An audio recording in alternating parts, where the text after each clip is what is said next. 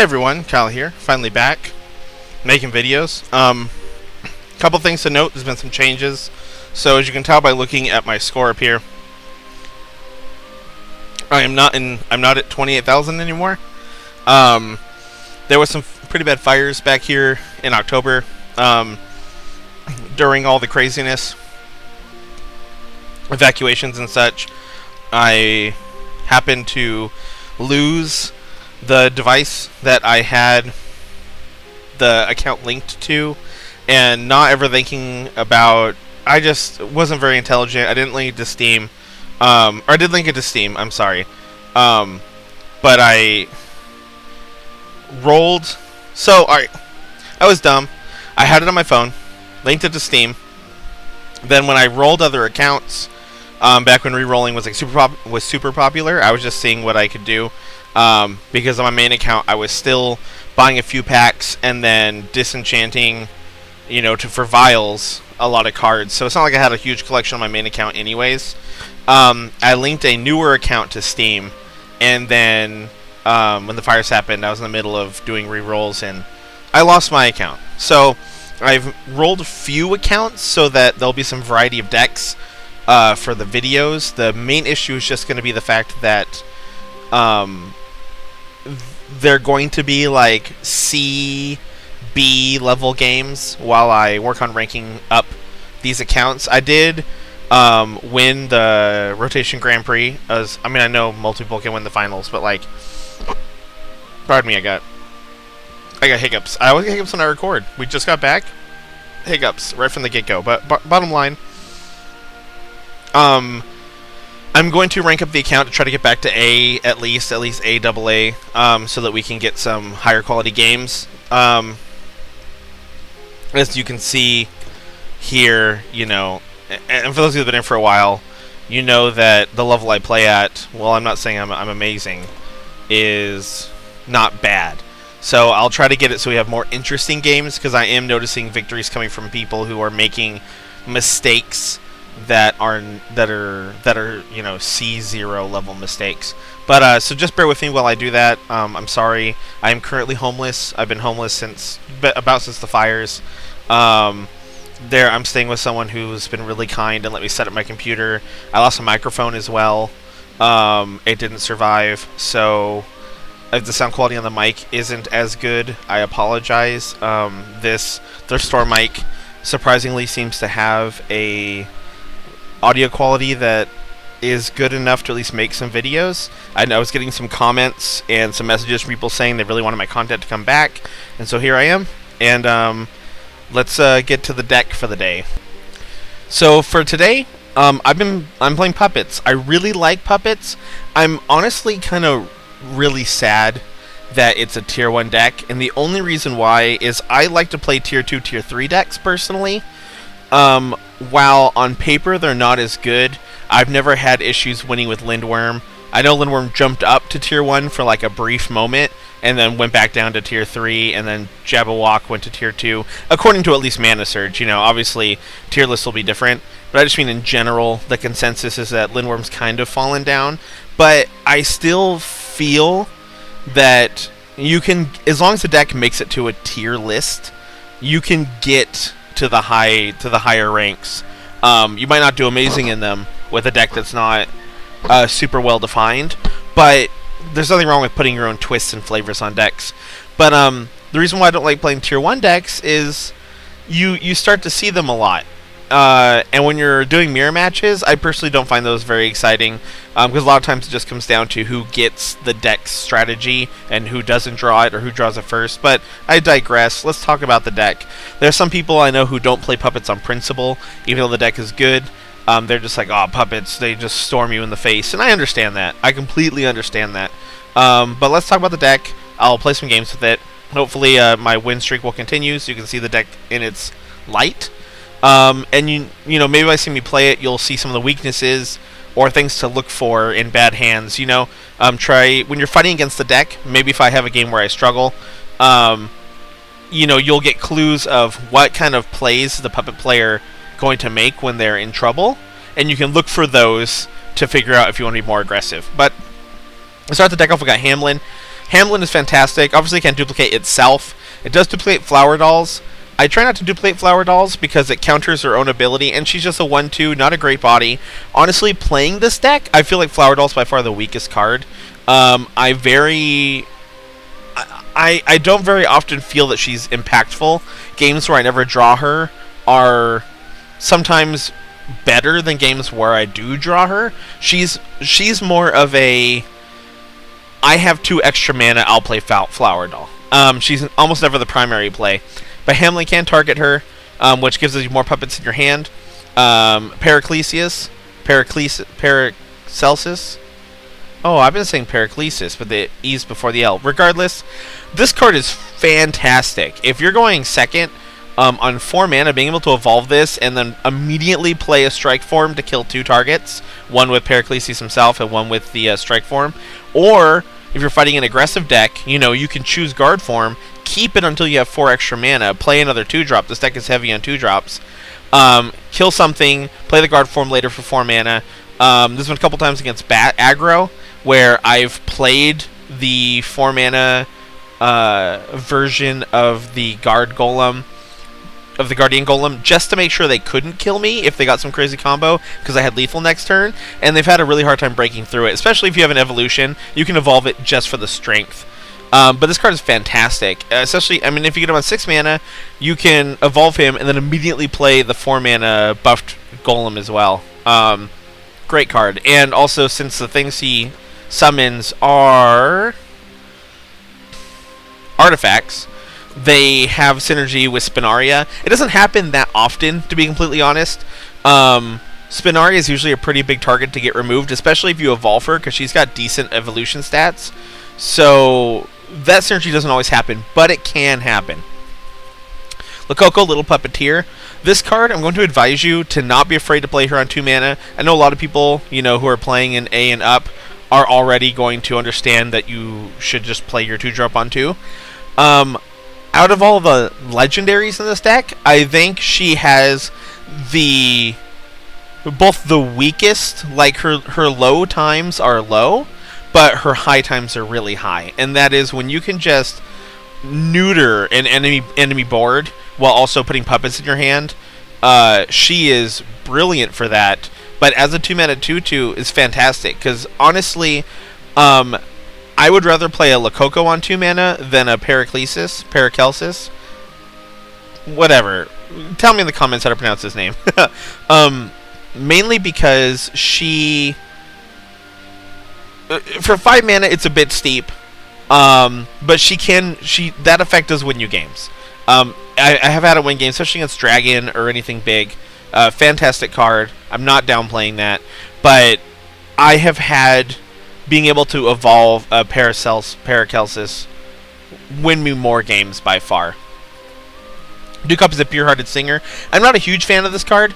The card's good. It works in this deck. We need the card draw. We can rush it out with our sniper and draw a card if it kills something or if it runs into something and dies. The main weakness of this deck is card draw.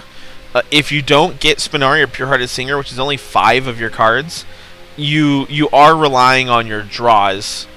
Which is another reason why Hamlin is so strong, is duplicating cards so that you don't have to worry about just relying on drawing them.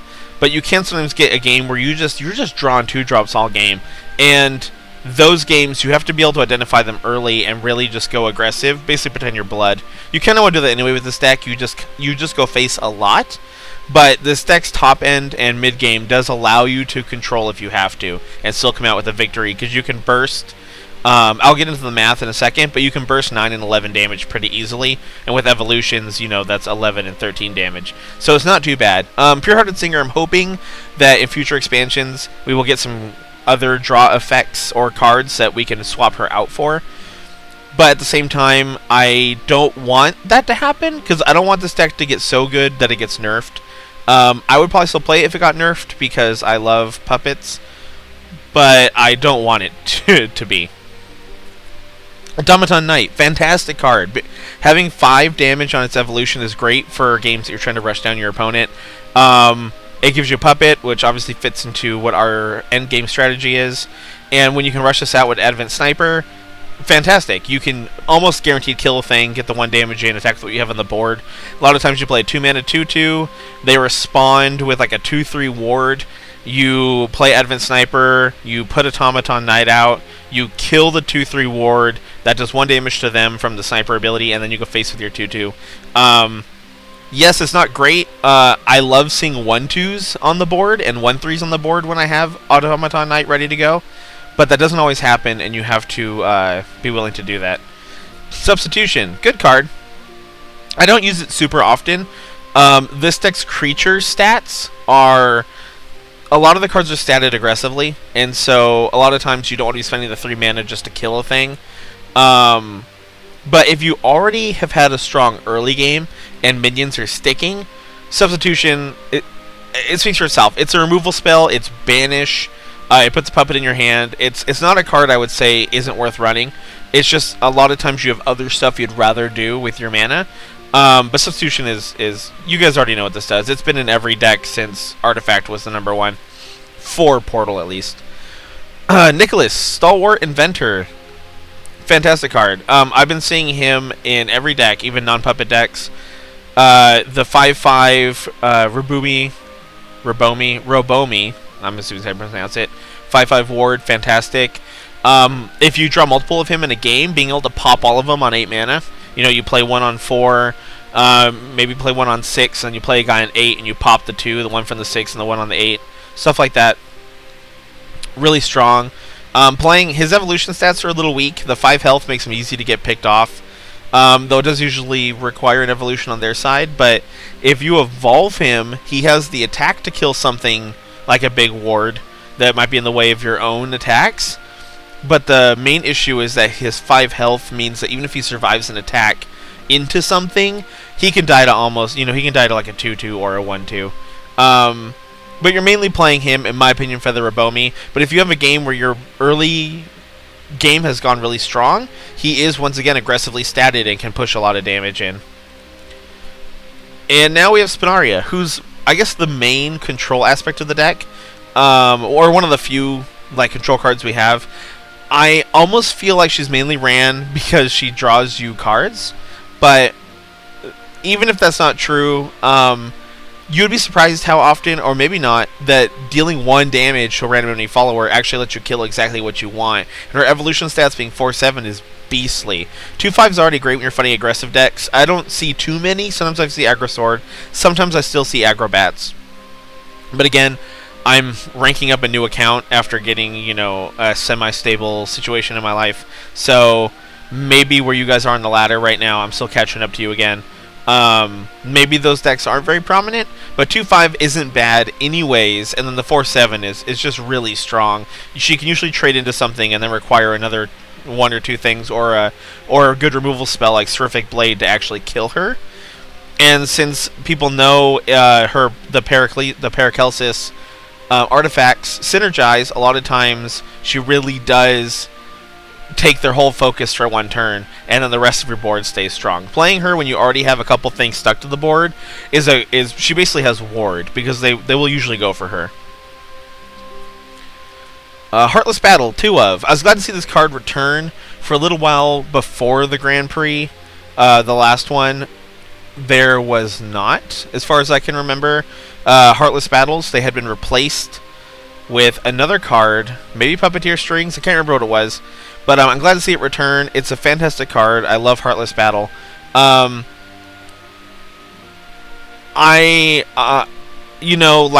when this card, I say it returned, I've always been using it because I think it's a fantastic card.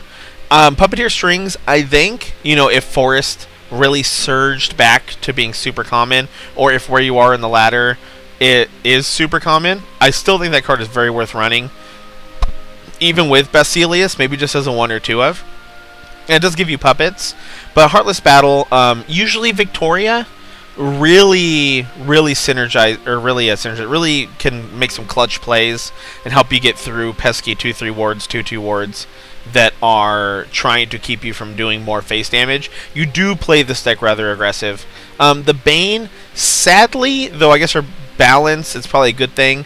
Victoria, if you attack something while she has Bane, she will do the damage and then still receive damage, and then they both die, assuming that they have enough damage to kill her. So I kind of wish that if you gave her Bane, that it would just kill the target immediately. Maybe they patched that, but every time I've ever played her with Bane, it hasn't really worked out.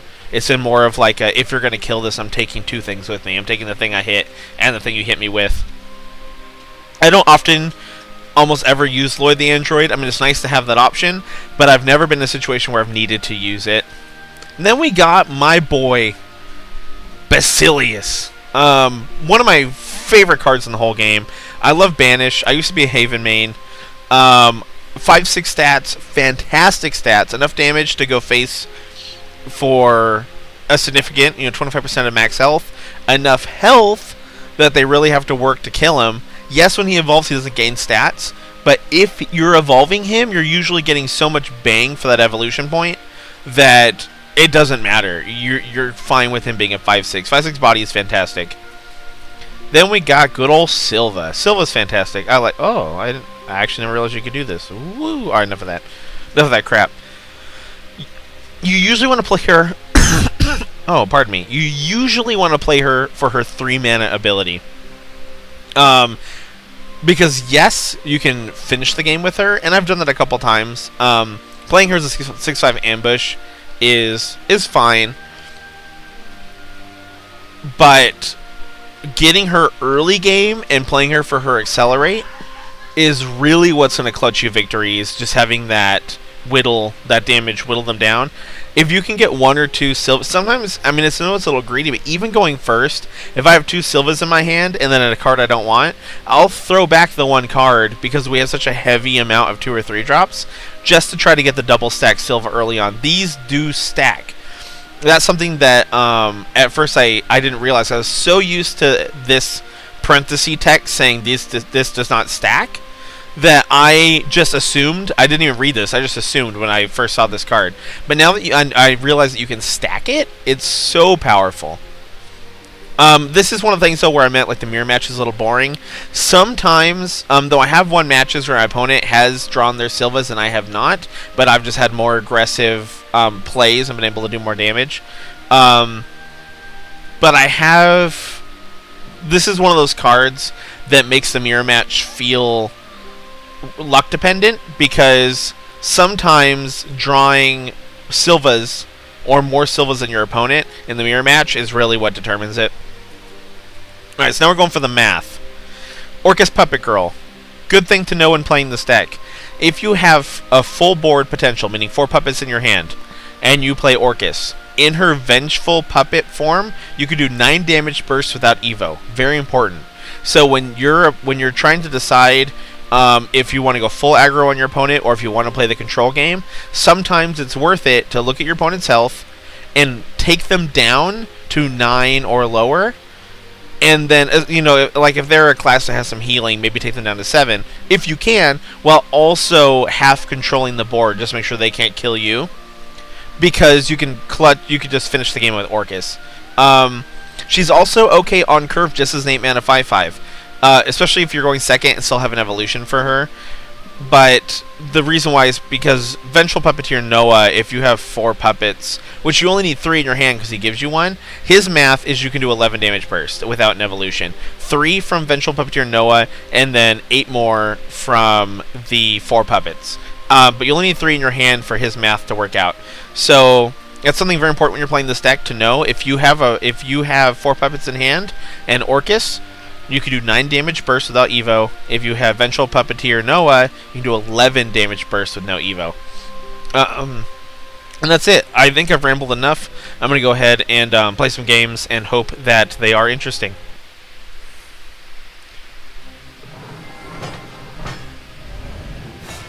So our first opponent is going to be Rune. Activate. Enhance. Fire. Oh, sorry. I'm getting used to this mic. So we want to be aggressive here. It makes me want to throw back the Pure-Hearted Singer. The main issue being that we want to play Paracelsus on 2 mana. And we don't have a 3 mana play. We are going second though, so we are going to draw 2 cards. So I'm going to go ahead and throw back the Pure-Hearted Singer for something statted more aggressively. Vengeful Puppeteer Noah, not great. However, I will say that since we are so draw dependent with this deck, if you have a decent starting hand, it is okay and usually correct to hold on to Noah or Orcus, because that's how, oh my gosh. well then. Because you want to make sure you have a win condition in your hand. This isn't looking very good. They are already spell boosting a lot. Wow, are you serious? This is a tough decision. I want to play something to start getting the damage in and to force the opponent to play removal. But we have been drawing so weakly with the double Orcus on our first draw that we can't guarantee the Silva will have a target. We are going to have Evos. Things we have so many 2-drops. The chances of drawing a 2 next turn are pretty decent for us. This isn't The battlefield belongs to humanity. This is far from what I want to do. But I'm gonna do it. He's gonna get killed. Almost guaranteed. Yep. It did mean that she wasted it. Well, I don't want to say wasted. She did have to use a Wind Blast on him. Oh, okay, you know what? We don't have anything to duplicate with Hamlin anyways. Sadly, we couldn't attack on this turn. But there we go. We are going to be able to play Nicholas next turn. Magic Missile. Yeah, Hamlin is pretty bad in this matchup. Rune, I would say, is one of our iffy matchups because we're just looking to go off before she hits 9 mana, and that isn't always viable just because the amount of removal that she can have. Whether it's Earth Rune or Chimera, a lot of times it just comes down to, can they kill us before we hit 9 mana, and then we kill them with Noah. You're done for. Now to trample all over you. Is she gonna Ars Magna right now? If she does, Spinaria does evolve and kill this and live with 2 health. So if she Ars Magnas the 4/3, I'm not actually gonna be too upset about it, other than we're not doing the 4 damage to face. I would really like it if she chose to either hit me for some reason. Okay. Either way, it's fine. I am bummed we're not getting that 4 damage to face. We did force her to evolve before us, so we have 2 evolution points on her. Awaken. Coming at you. I just want to be happy. Leave my sight. No. You're gonna pay. But we're already we're pretty far behind, in my opinion. We always have to assume that she has what she wants in her hand to spell boost. We don't have any great ways of dealing. Now, if she evolves and kills Spinaria, she will be out of evolutions. She could go for the value play and evolve and kill the 1/1.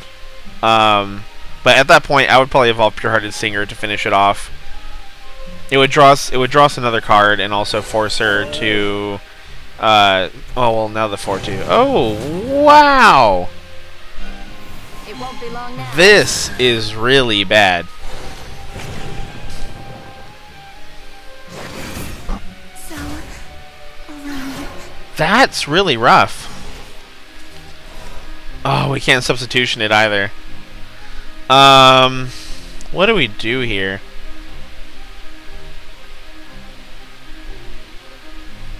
Well, we'll go ahead and play her and draw a card. See what we get.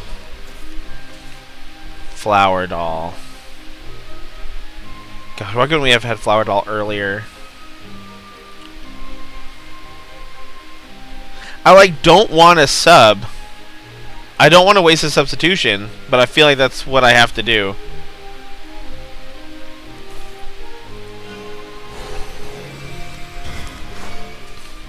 We're going to be taking 9 to face. But hopefully she was just going ham on evolving this. Sorry, hopefully she was just going ham on cell boosting this one thing. And we're going to take the 9, we're going to take it to the cheek, we're going to kill this creature next turn, and then cross our fingers that she's not already spell boosted the heck a Greater Chimera or something to finish us off. Because she's already at 7 mana, and we really have not had a strong game. The double Orcus really isn't great. You usually just want to see either Orcus or Noah, or one of each. Double Orcus is really weak. Now, we do only need to get her down to 11 health. Remember, that's our number. But we need to... Oh, poop. But, oh, substitution! Yes! We only need to get her down to 11 health. But we also have to have 4 puppets in hand in order for that math to work correctly.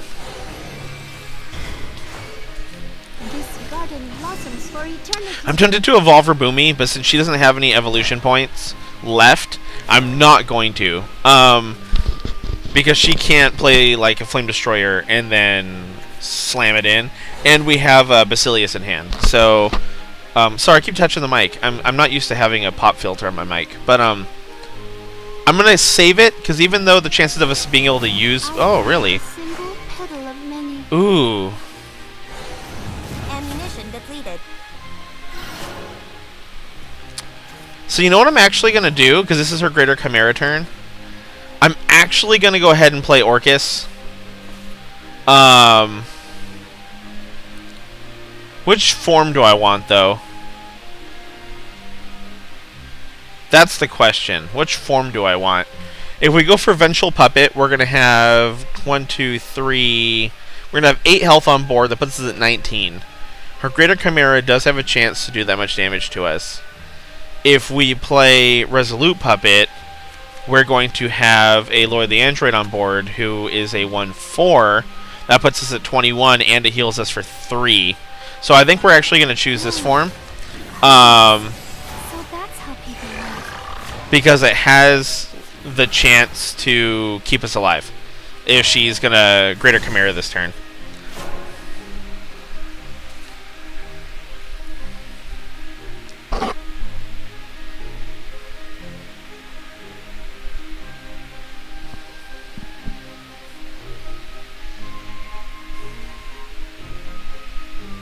So she's got to do 24 damage to us. And even with how good she's been doing, I'm not convinced that she could have a 24 damage Greater Chimera in hand.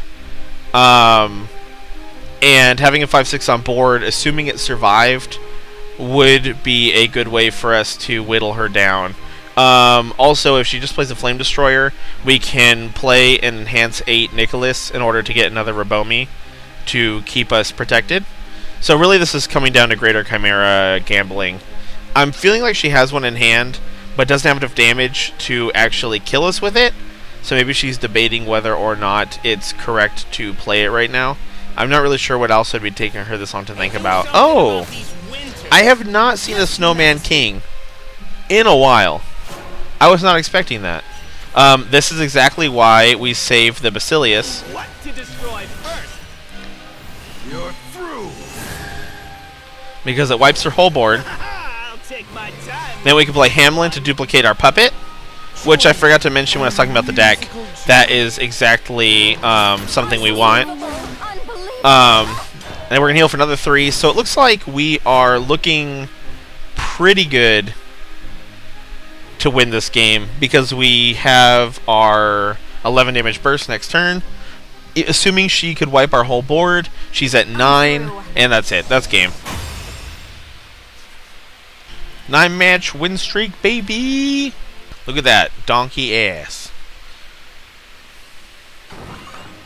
Second opponent is...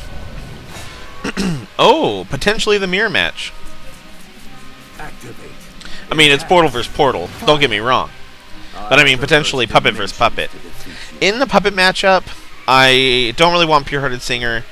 We are going first, so I'm not convinced I want Spinaria, but I do want the card draw since we're throwing away... this starting hand isn't great.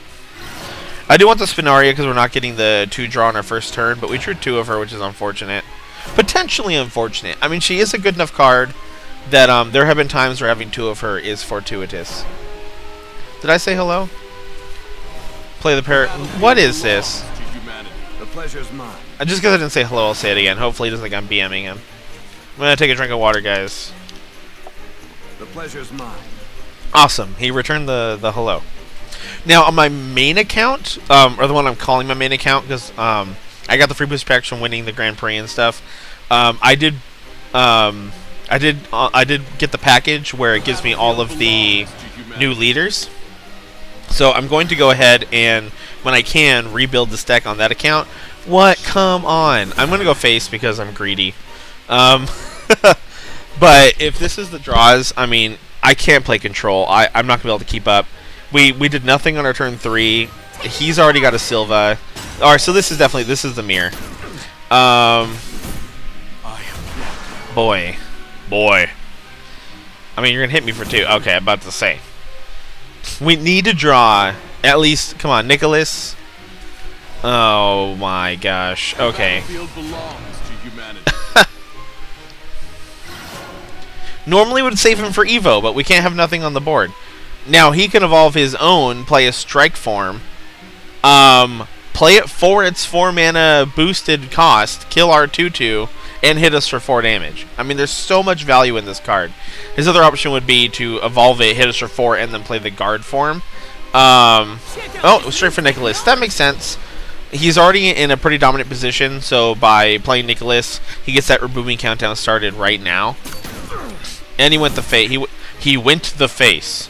I don't know why I'm speaking like that. So I'm going to get a little greedy here, actually. I'm going to play Spinaria, and I'm going to evolve her, but I'm actually going to go face. I know the face race probably seems incorrect right now, given the fact that I am... I just want to be happy. Our other option, actually, is kill the 2/2, attack here, kill with that. But I think that our only option for victory with a hand like this is going to be to put pressure on our opponent by doing damage to him directly, and then hope that that causes him to start to get nervous about his health, and make some type of misplay, or maybe, you know, have a way to finish out the game, but instead feel like he needs to be a little defensive and elongate the game long enough for us to get some type of synergy. Strike Form Golem makes sense. Is he going to kill the 4/3? Puppet. So he's going for a board clear right now, is he?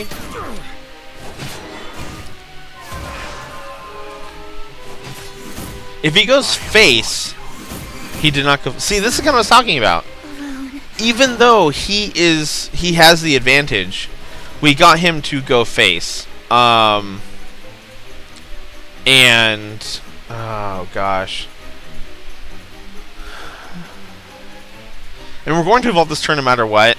So I guess technically playing Basilius is going to be the better play, because it's on curve and it's going to keep a 5/6 on the board as opposed to a 4/2 and a 1/1. I'll take my time with this one.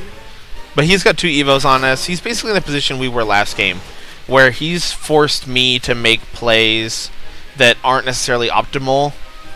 But you see what I mean? Like, the deck isn't bad. By far. I mean, obviously it's not a bad deck, but we do... Oh, gosh. Brutal. But we do struggle with the fact that our card draw is such a demanding factor. Get him a puppet. I'm okay with that. We now have a target. I'm going to... 4, 5, 6, 7. Okay. As crazy as it sounds, I'm going to go face with the 1/3, just for that damage. We're almost even on health now. We have an Orcus next turn, and then we can go Orcus into Noah and win the game. We went first, so we're going to have the mana previous. We're going to have the mana before him, and if this 1/3 survives, darn it, that's not what I wanted. Not what I wanted at all. The battlefield belongs to humanity. humanity. Yeah, I think we lost because he just got so much value out of his cards before we did. If he hadn't, if he was either out of evolutions or he didn't have a substitution, we could have killed this 5/5, played an Orcus, gotten puppets, and then went face for a lot of damage. But he is. Oh, that's another thing I forgot to mention. Is Hamlin can duplicate Paracelsus artifacts because they're only 2 mana technically, but they enhance for 4. Another synergy that you don't do too often, but you can do, and it's fantastic. Are you gonna? I guess he's debating if he wants to kill the 1/3 or not. Honestly, at this point, this game is lost. But I am going to. I don't even know what I'm going to do, to be completely honest.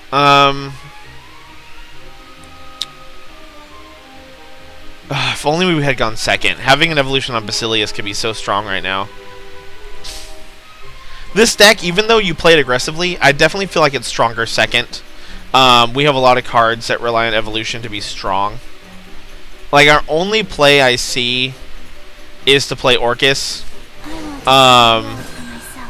So that the next turn we can play a lot of puppets, but we're not going to be able to get lethal through a Rabomi. At least the deck still technically won because our opponent's playing it too. You know what I mean? But this is what I'm about the mirror matchup though. But he is playing really good. He's got the wards, and that's game. So I'm gonna go ahead and give it to him. But that's the deck. This deck is a lot of fun to play. There's a lot of cool synergies. Like the Hamlin Paracelsus that aren't super obvious in the very beginning. It does suck. That ended our win streak. But this deck, I can't say enough. Deck is very fun. Give it a shot for sure. I have a lot of fun playing it. Flower Doll, weak link. I think in sets coming out, the cards we're looking to basically upgrade are going to be Flower Doll and the 2 copies of Pure-Hearted Singer. If we can get some card draw type thing to take this slot, hopefully in the form of a minion, and if we could find a puppet synergy card that was at least statted better than Flower Doll, even if it was a 2/1. If it was a 2/1 that gave us a puppet or had some puppet thing, I would switch it out almost immediately. But again, you know, at the same time, that power creep could mean that we miss out because the deck gets nerfed or whatever and what have you. But if you have the cards or you have the vials and you are willing to spend them, or you have money you're willing to spend on gems, this deck will take you far. I've seen multiple places and multiple people put this deck in high praises. I have a lot of fun playing it. Again, I'm a little bummed that people are putting it as a tier 1 deck because it's getting it attention and making mirror matchups, which I don't find as entertaining. I kind of like it when you play the sleeper decks. I've been playing puppets since before Ardent Sniper, but she really helps us whittle our opponent down to the health we need to do the 9 and 11 damage burst. But there we go. I'm glad to be back. I hope you guys enjoyed. I'm going to be making a video every day possible. I'm not going to promise right now a video every day because my situation is very fluid. Like I said, I'm technically homeless right now, but I'm living in someone's dining room. And they haven't given me an expiration date on when I can stay here, but it's not guaranteed that, you know, it'll be forever. So thank you. You have a wonderful day, and I will see you all hopefully tomorrow.